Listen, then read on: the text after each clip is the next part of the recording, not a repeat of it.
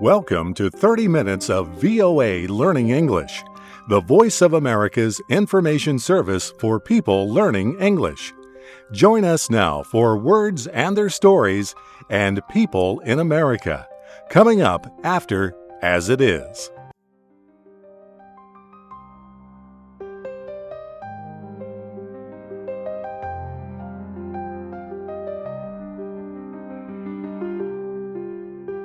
Welcome to As It Is from VOA Learning English.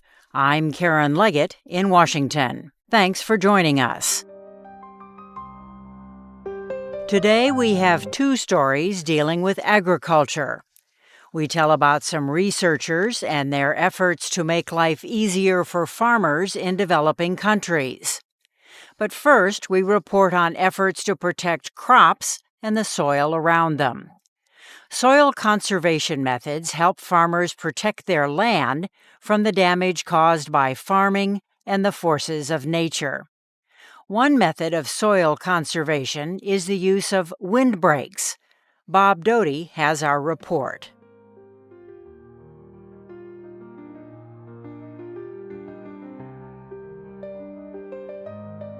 Windbreaks are barriers formed by trees and other plants. Farmers plant these barriers around their fields.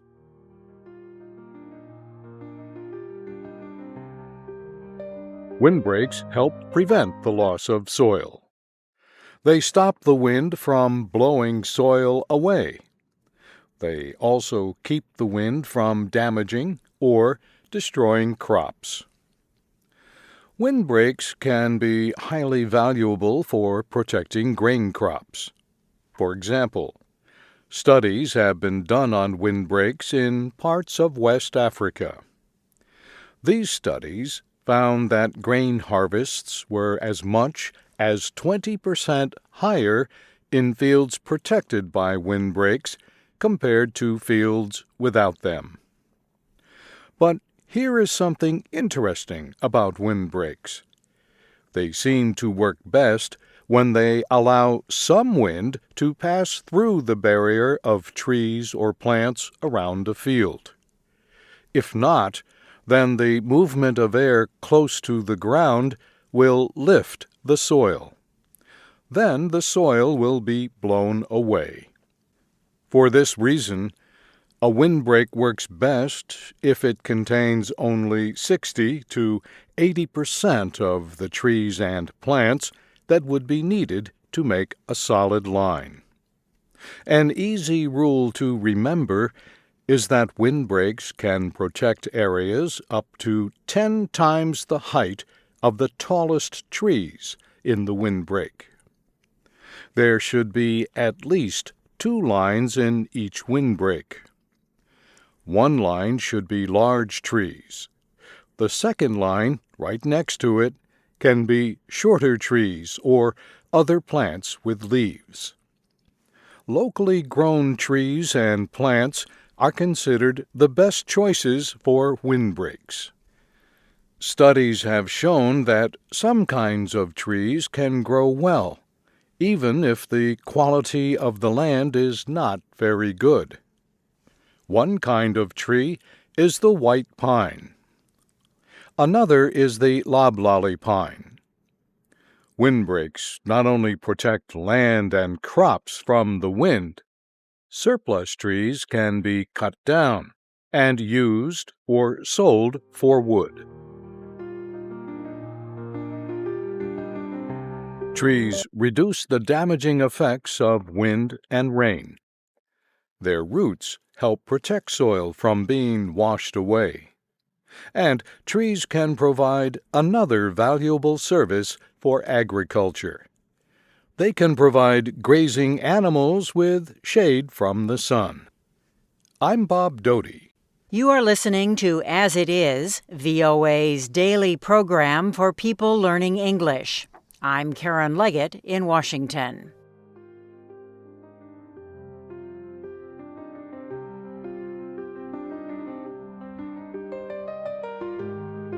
Farming without big machines is hard work. Planting and fertilizing alone can take days in the hot sun.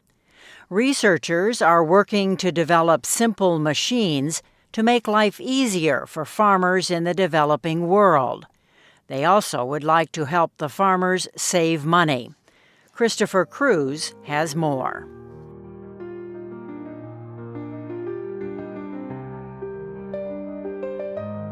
The sound you hear is Jelle van Loon swinging a long metal hoe with just 2 flat teeth.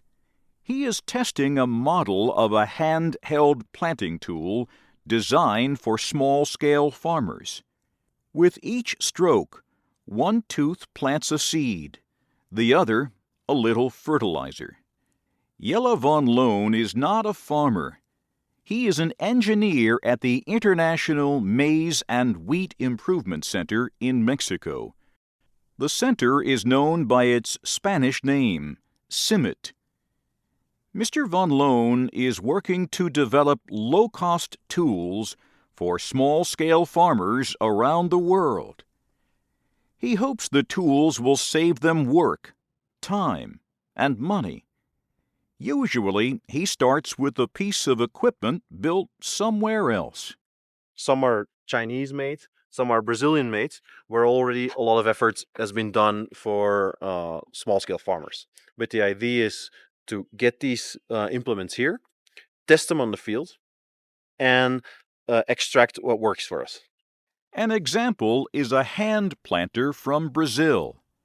The long wooden V-shaped tool has a piece of metal on the bottom for breaking up the soil. Opening the arms of a part shaped like the letter V loads seed and fertilizer into the metal tip. This tool is faster and costs less than planting by hand. It uses less seed and fertilizer. It can also reduce the time required for planting and fertilizing a 2-hectare farm in half. The planter still costs about $200 to make. But Jelle van Loon thinks the final product will cost less. But he says more work is needed. He broke the chain holding the 2 sides of the V part together, and the wood expanded as a result of the tropical rain in Mexico. So the researchers changed the wood and used a stronger chain. They are now testing their 4th version of the planter. Mr. van Loon says CIMMYT will publish plans for the tool on the Internet after the group has found what works. So every part is drawn and analyzed, what kind of material you have to use. And this goes to the blacksmiths locally and to the farmers, so that both can argue what should be done. However, a tool may work great in one area, but not in another. This may be a result of weather conditions, soil, or other issues. So local manufacturers will have to make minor changes to the tool based on where they plan to sell it. I'm Christopher Cruz.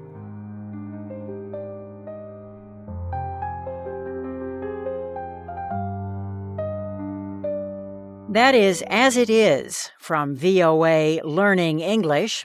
Thanks for listening to our program. I'm Karen Leggett in Washington. Do you have a question or comment about this show? We would love to hear from you. Email us at learningenglish@voanews.com or visit our website, learningenglish.voanews.com, and click on Contact Us.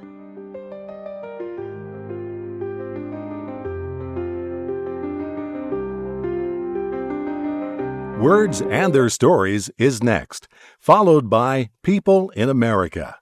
You can read and listen to our programs and download MP3s at learningenglish.voanews.com. You can learn with us on Facebook, Twitter, and YouTube at VOA Learning English.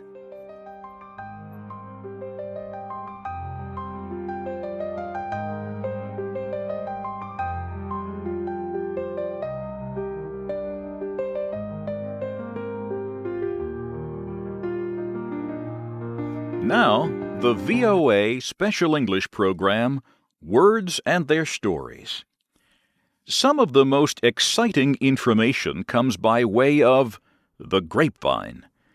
That is so because reports received through the grapevine are supposed to be secret. The information is all hush-hush. It is whispered into your ear, with the understanding that you will not pass it on to others. You feel honored and excited.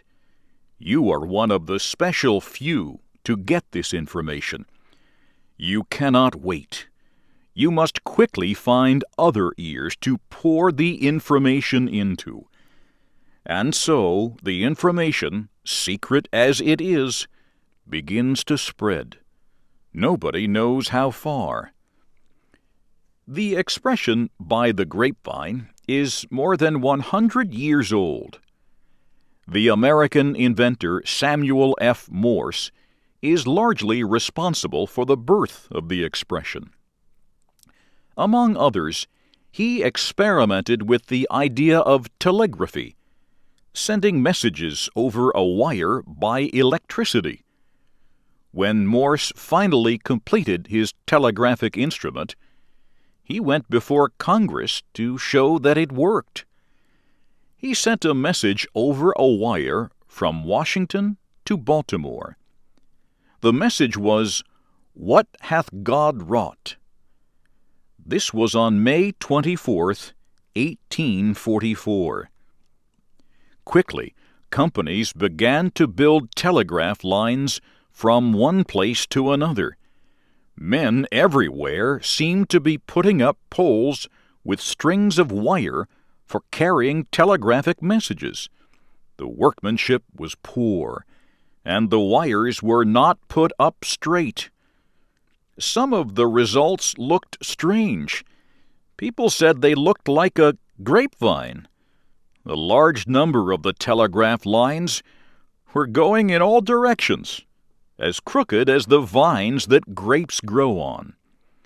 So was born the expression, "by the grapevine." Some writers believe that the phrase would soon have disappeared were it not for the American Civil War. Soon after the war began in 1861, military commanders started to send battlefield reports by telegraph. People began hearing the phrase, "by the grapevine," to describe false as well as true reports from the battlefield. It was like a game. Was it true? Who says so? Now, as in those far-off Civil War days, getting information by the grapevine remains something of a game. A friend brings you a bit of strange news. "No," you say, "it just can't be true. Who told you?" Comes the answer, "I got it by the grapevine." You really cannot know how much, if any, of the information that comes to you by the grapevine is true or false. Still, in the words of an old American saying, the person who keeps pulling the grapevine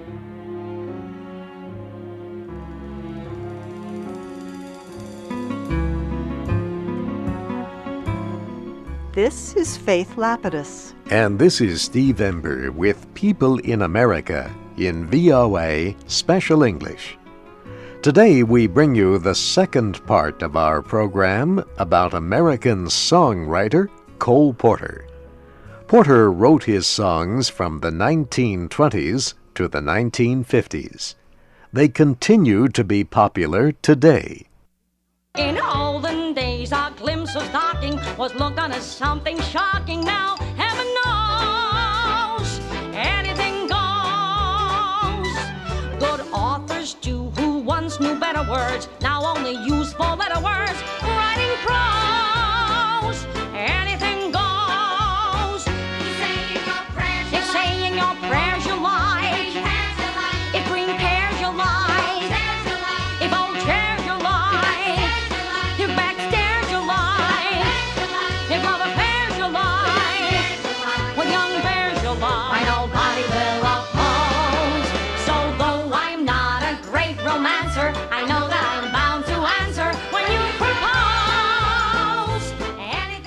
That was a new recording of Anything Goes, one of Cole Porter's most famous songs.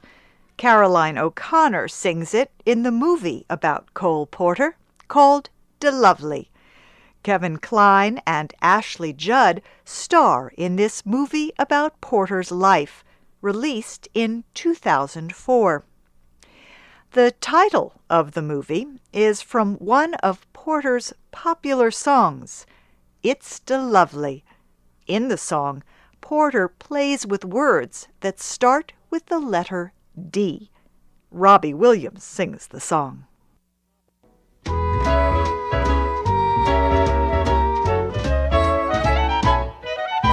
The night is young, the skies are clear, so if you wanna go walking, dear, it's delightful, it's delicious, it's lovely.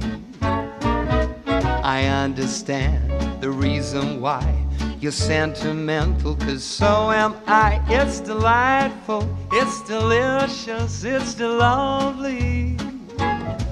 You can tell at a glance what a swell night this is for romance. You can hear dear Mother Nature murmuring low. Let yourself go, so please be sweet, my chickadee. When I kiss you, just say to me, it's delightful, it's delicious, it's delectable, it's delirious, it's dilemma, it's the limit, it's deluxe, it's deluxe. As we said in our program last week, Cole Porter went to live in France in 1916 before he became famous. He was a wealthy young man who was smart and funny and knew how to enjoy life. He and his wife, Linda, became well known for their costly and exciting parties. Yet Cole Porter never let other pleasures interfere with what he loved most, writing songs.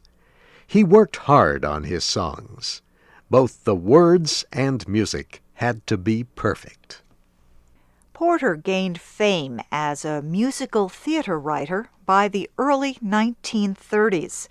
His musical plays were produced in Broadway theaters in New York City. He had a new musical every year or so during the years of America's Great Economic Depression. His words and music gave people a few hours of pleasurable escape during difficult times. Some critics still consider one of Porter's early musical plays, Anything Goes, to be his best. Anything Goes opened on Broadway in 1934. It starred one of Porter's favorite singers, Ethel Merman. She sang a song that became famous immediately. It was called I Get a Kick Out of You. That expression. His musical plays were very successful. Later, he went to Los Angeles, California, and wrote music for Hollywood movies. They were very popular, too. Cole and Linda Porter traveled all over the world. They were happily married most of the time. But Cole Porter was homosexual. He had sex with men. Homosexuality was both accepted and forbidden in high society at that time. Love affairs between men were not exactly secret, yet they could never be admitted publicly. All his life, Cole Porter wrote songs about love, desire, and passion. He included the names of foreign countries, famous people, and comments on current events. And he filled his songs with little jokes and hidden meanings. Porter's words stretched the limits of what was socially acceptable. They spoke directly and indirectly of sex. They admitted that love is not always pure. It is often selfish, and it rarely lasts forever.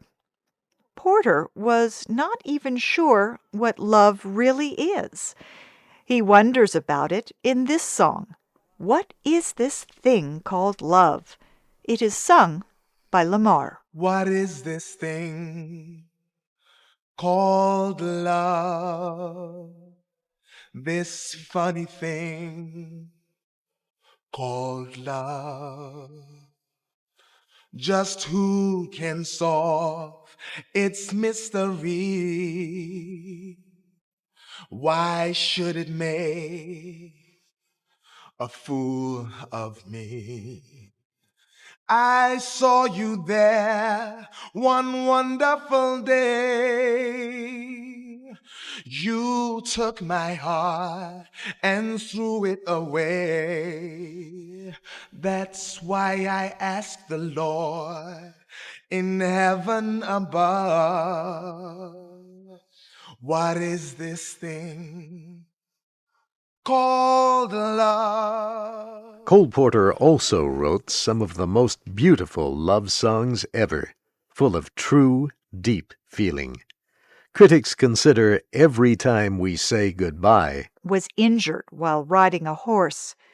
The horse slid on a muddy hill and fell on top of him.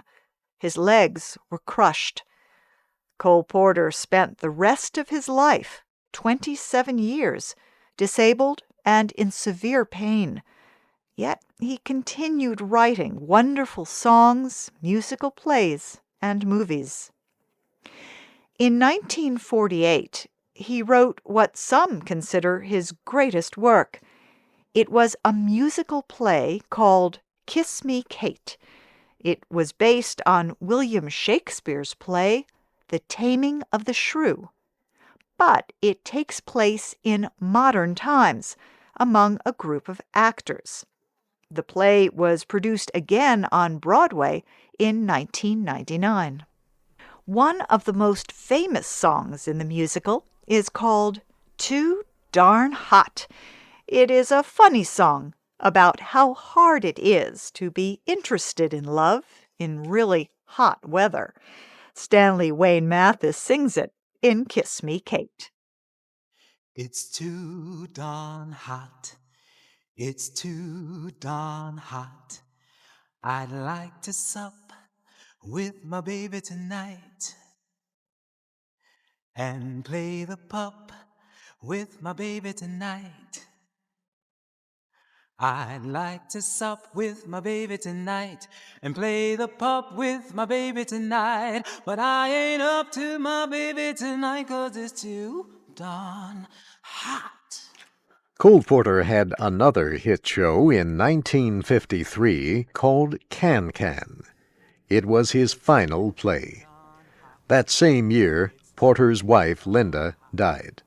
Porter was very sad and increasingly disabled by his old injury. He died at the age of 73 in 1964. In 1991, America celebrated the 100th anniversary of Cole Porter's birth. Special concerts celebrated his music. New recordings were issued.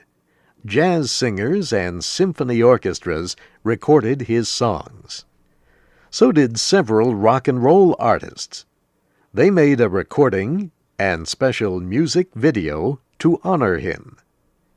All the money earned from the recording and video was given to research on AIDS, acquired immune deficiency syndrome. AIDS is a disease that was first discovered among homosexual men.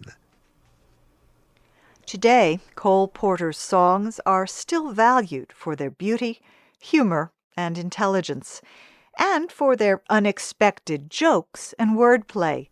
They shine like jewels, one critic said. They are shot through with love that sometimes feels like pain. There seems little doubt that Cole Porter's songs will continue to be sung. They will make us laugh, they will make us cry, and they will touch the deepest truths of our emotions.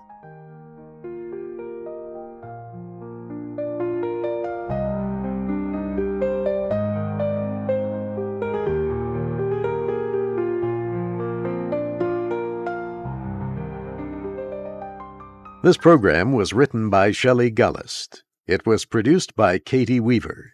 Our studio engineer was John Ellison. This is Steve Ember. And this is Faith Lapidus. Join us again next week for People in America in VOA Special English.